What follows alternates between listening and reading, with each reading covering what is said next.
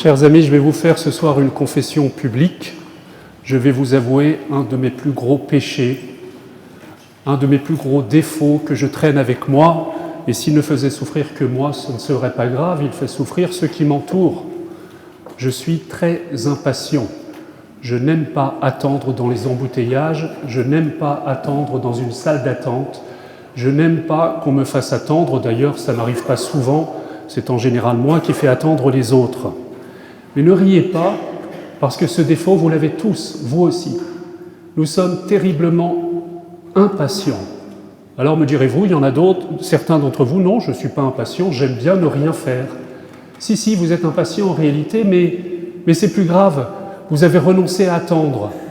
Du coup, vous vous êtes résigné dans une sorte d'apathie et vous n'attendez plus rien.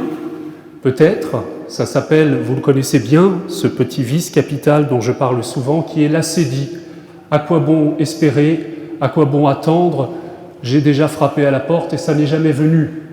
Alors je préfère vivre ma vie comme mon chat qui est là-haut et qui passe 23 heures de ses journées à dormir pour 1 heure de repas. Chers amis, le Seigneur nous dit qu'il faut nous réveiller et qu'il faut nous remettre en route pour attendre. Nous sommes impatients, c'est vrai. Nous sommes impatients, mais Dieu, lui, est patient. Dieu reviendra. C'est la situation paradoxale du chrétien, c'est que Jésus est venu, Dieu a visité la terre en Jésus, mais nous attendons son retour. Nous attendons son retour et il tarde ce retour. D'ailleurs, ça a été l'épreuve des premiers chrétiens qui pensaient que Jésus était sur le point de revenir et que c'était une affaire d'années, de jours, de semaines peut-être, mais que c'était imminent. Alors ils vivaient dans cette attente active, parce que quand on sait que quelqu'un va venir dans la journée, en général, notre journée en est toute remplie. Mais nous nous sommes habitués à cette idée que ça tardait et que peut-être ça ne viendrait jamais. Eh bien, le Seigneur nous dit, réveillez-vous et continuez à demander, continuez à être vivant dans votre espérance, continuez à être actif dans votre manière d'attendre, parce qu'il y a 2 manières d'attendre. Une manière d'attendre qui nous fait tourner en rond, qui nous fait nous morfondre, et une autre qui est au contraire cette vigilance pleine d'amour, pleine d'attention, de celui qui se prépare à un grand repas et qui met les petits plats dans les grands. Chers amis, nous devons nous réveiller parce que le Christ va revenir, parce que le Christ frappe à la porte à chaque moment de notre vie. Nous devons réveiller notre foi. Vous l'avez entendu, cette phrase de Jésus, « Il reviendra, c'est sûr, mais quand il reviendra, trouvera-t-il la foi? Oui, réveillez-vous, trouvera-t-il la foi? Si vous ne répondez pas, en fait, c'est moi qui vais éprouver votre patience en prolongeant l'homélie d'une demi-heure. Donc vous avez intérêt à être un petit peu là et de m'offrir le peu de cerveau disponible que vous avez ce soir. Chers amis, trouvera-t-il la foi lorsqu'il reviendra?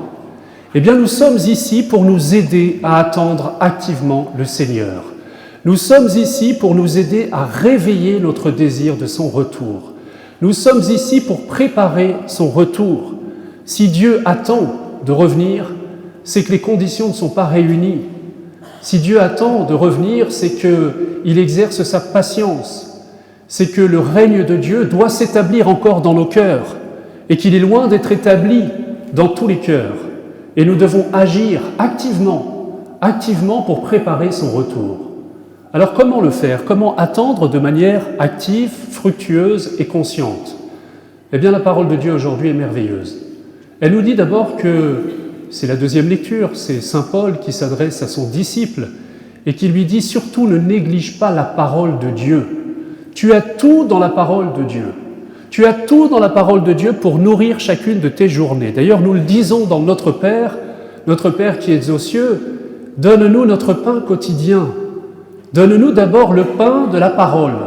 Cette parole qui va nourrir ma journée, cette parole qui va me réveiller, qui va m'éveiller à la conscience de la présence de Dieu et qui va motiver en moi cette capacité à vivre pleinement et à espérer pleinement. Vous savez, c'est très concret, je vous le dis souvent, ouvrez la parole de Dieu, ouvrez la parole de Dieu. De ce point de vue-là, ne soyez pas trop catholique, soyez un peu protestant. Lisez ce livre, lisez ce livre. Vous ne serez jamais déçus. Ouvrez la parole de Dieu, même 2 minutes, celle qui nous est donnée tous les jours dans les lectures. Il y a une première lecture, un psaume et un évangile. Et à chaque fois, vous recevrez au moins un mot, une impression, un visage qui vous permettra de traverser la journée. C'est-à-dire un mot d'ordre. Dieu nous parle. Vous savez, l'autre jour, lundi dernier, le mot qu'il m'a donné, c'est 2 mots. C'était « tiens bon ». Ça faisait partie de la première lecture. J'avais besoin de cette parole. Elle m'a réveillé. Elle m'a aidé à traverser la journée dans l'espérance, à vivre ce que j'avais à vivre. Utilisez la parole de Dieu. Il y a tout dedans pour exhorter, dénoncer, encourager, fortifier. C'est la première arme. Et vous l'avez entendu d'ailleurs, il s'agit de s'équiper, nous dit saint Paul. Nous s'équiper, on s'équipe pour une aventure, pour une expédition. On s'équipe aussi pour le combat spirituel. Parce que c'est un combat de veiller dans l'espérance, de ne pas nous décourager, de ne pas tomber dans la résignation et la morosité. La deuxième grande arme qui nous est donnée, c'est un trésor. Et vous le voyez, nous sommes nombreux à la messe ce soir, nous sommes nombreux le dimanche soir, et ça fait du bien de ne pas voir des chaises vides autour de nous, parce que nous nous sentons portés, équipés, fortifiés les uns par les autres. C'est la grâce de l'Église. Nous sommes frères, nous sommes sœurs, nous nous portons, nous nous supportons, dit même saint Paul, comme des supporters de football qui s'encouragent, qui encouragent leur équipe à donner le meilleur d'elle-même. Elle ne se sent pas seule, elle est portée par un grand vent. La chorale nous porte, les voix se portent les unes les autres. Elles se portent vers le ciel et quand il y en a une qui défaille, les autres prennent le relais. Eh bien, c'est cela la foi, chers amis. Et vous avez vu la première lecture qui a ce sujet splendide. C'est le combat de Moïse, ou plus précisément de Josué, au moment de l'entrée dans la terre promise contre les Amalécites. La vocation de Josué, c'est de conquérir la terre promise. C'est une annonce de notre propre mission à conquérir le royaume. Donc Josué, c'est l'homme actif, c'est l'homme dans le monde. Et vous voyez qu'il y a derrière lui celui qui lui envoie de la force, de l'énergie. Moïse, les 2 bras levés, les 2 bras en croix, comme Jésus sur la croix, qui nous envoie la force nécessaire pour traverser cette vie. Et le pauvre Moïse, il commence à avoir des crampes, il commence à avoir des fourmis dans les jambes. Alors on lui met une pierre délicatement pour qu'il puisse s'installer. Et puis il y en a un à sa droite et un à sa gauche. Il y a Aaron et l'autre. Et lorsque le bras se lève, eh bien Josué est moins ardent dans le combat. Quelle plus belle manière de parler de la communion qui nous unit les uns aux autres. Vous savez, à chaque fois que je vais dans un monastère, je vois ces hommes, je vois ces femmes qui passent leur journée à prier, louer Dieu, et on peut leur faire le procès, alors vous ne faites pas grand-chose dans le monde. Et pourtant, si on entre dans leur démarche, eh bien on se dit que c'est eux qui portent le monde, et qu'on ne ferait pas grand-chose s'il n'y avait pas derrière le carburant de leur prière, de l'énergie de l'Esprit Saint qui passe d'eux, du secret de leur prière, à nos bras, à nos cœurs, à notre être tout entier, pour que nous soyons ces Josué à la conquête de la terre promise. Nous le demandons tous les jours dans notre Père, que ton règne vienne, que je sois actif pour étendre le règne autour de moi. C'est le mystère de la communion des saints qu'avait si bien compris Thérèse de Lisieux, vous savez. Elle voulait tout faire, elle avait une aspiration tellement grande à étendre le règne de Dieu, mais elle se disait, je suis toute petite et je ne serai pas capable d'aller évangéliser à l'autre bout du monde. Je ne serai pas capable de proclamer la parole de Dieu. Je suis trop fragile. Par contre, j'ai de l'amour à revendre, beaucoup d'amour à revendre. Et elle a cette découverte merveilleuse lorsqu'elle lit saint Paul qui nous parle de l'Église comme d'un grand corps. Eh bien, un corps, il y a des mains, c'est-à-dire qu'il y a ceux qui agissent au nom de Jésus. Il y a ceux qui parlent, il y a des bouches, c'est moi ce soir. Il y a des jambes, c'est ceux qui courent, les missionnaires.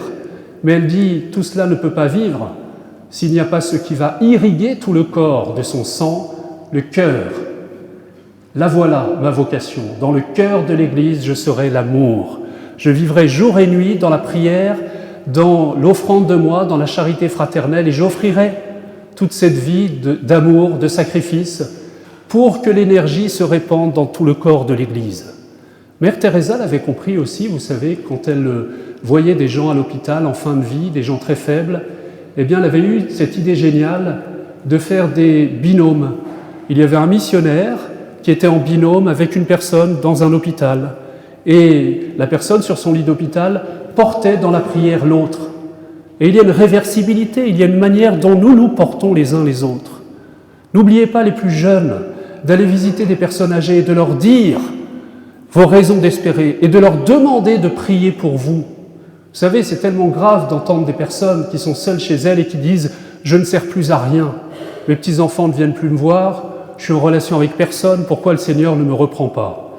J'avais un confrère prêtre dans une paroisse précédente qui avait eu cette idée géniale, c'était de leur confier des missions, de leur dire « voilà, il y a des catéchumènes, il y a des gens qui se préparent au mariage, il y a des enfants qui se préparent à la confirmation », eh bien on leur confiait telle ou telle intention, des gens qui vivent un combat pour que leur vie, aussi petite apparemment soit-elle, ne soit pas vide, pour qu'ils puissent donner tout ce que le monde ne leur demande pas de donner. Chers amis, c'est merveilleux le mystère de la communion des saints, c'est le mystère de l'Église, c'est le mystère de cette communion de frères qui ne sont pas parfaits. Évidemment, l'Église n'est pas composée d'être parfait, mais elle est composée d'être humbles, qui acceptent de se porter, de se supporter les uns les autres. Dans la paroisse, nous faisons une école de vie dans l'Esprit Saint, régulièrement le mardi soir. Au fond, nous apprenons à prier pour nos frères. Nous apprenons à faire ce qui nous est dit dans la première lecture.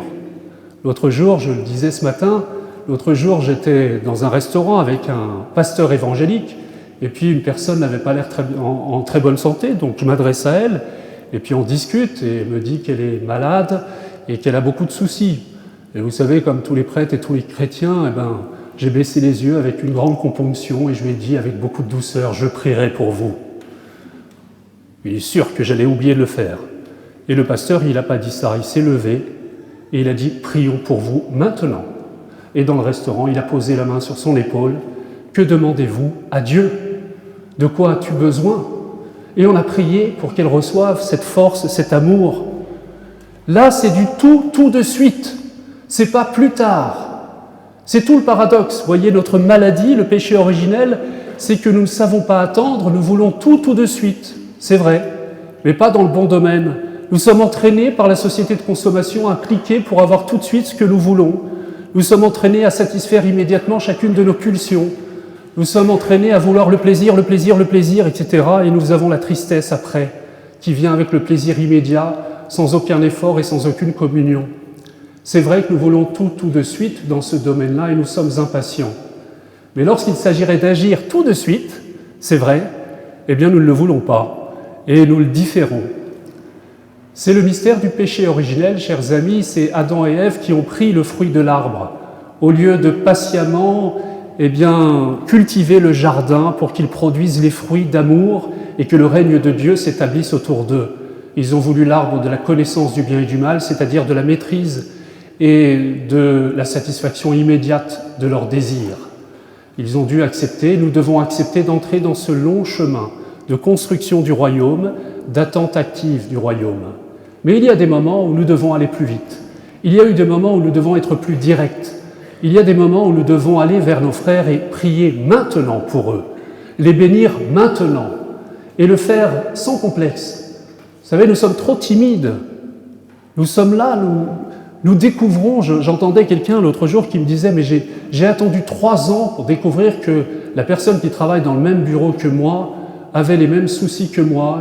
Elle avait une sœur handicapée comme moi. On aurait pu en parler depuis longtemps et surtout qu'elle avait la foi. Comment est-ce qu'on a pu vivre l'un à côté de l'autre sans partager ce qui nous est le plus cher, sans pouvoir nous porter l'un l'autre, nous encourager dans la foi? Sortons de notre tanière. Nous voulons ardemment le royaume et le Seigneur ne nous laisse pas seuls. Il veut que nous nous épaulions les uns les autres. Alors, après, nous dirons que le Seigneur nous oublie alors qu'il nous envoie sa parole, celle qui nous permet de traverser chacune de ces journées et sentir réellement sa présence, ses instructions, son soutien. Nous disons qu'il nous abandonne alors que nous avons des frères et des sœurs autour de nous, dans notre immeuble, que nous ne sommes pas allés voir, alors que nous hésitons à véritablement vivre activement de ce ministère de la communion des saints. Eh bien, ce soir, que le Seigneur nous relève dans notre attente, que notre attente se fasse active, créative, fructueuse, aimante, brûlante, que nous nous aidions les uns les autres, que nous nous supportions dans cette attente, et alors, ça ne sera pas seulement la vertu de patience, ce sera la grande et belle vertu d'espérance. Amen.